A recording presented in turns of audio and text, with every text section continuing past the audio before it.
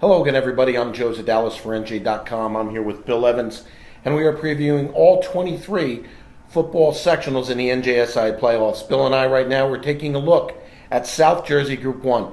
Bill, it's an interesting section after what transpired on Saturday. Salem is the top seed, but the team that beat them over the weekend is also in the top bracket, and then always there is always tough Glassboro in the top bracket. Give me your assessment of up top in this group. Yeah, Salem all year looked like the favorite in this section. They had one close game against Pennsgrove. Otherwise, they've been dominant against many of the other teams in this bracket, like Pennsville and Gloucester. The win by Clayton was a stunner. It was probably Clayton's biggest win in almost a quarter century. It got them their first ever home game. They'll be playing a Gloucester team that they lost to earlier this year. Can they make a run to the final? I think that might be asking a bit too much.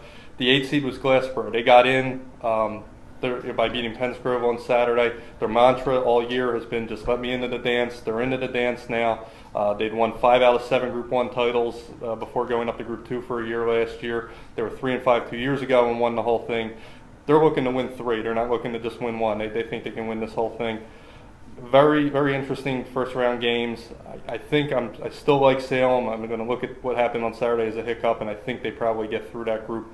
But it's like I said, it's very interesting, and any of those teams could come out.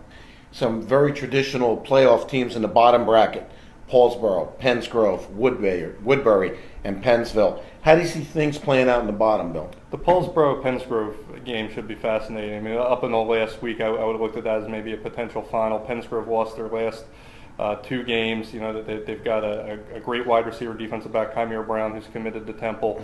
Jayon Mejias, their freshman quarterback, had been coming along. He got hurt in the Glassboro game, so we'll see if he's able to play. Paulsboro's the defending champ. They got a lot of guys back. Quarterback Carlton Aiken, Deron Holloway has been a standout sophomore running back, so that's a fantastic game.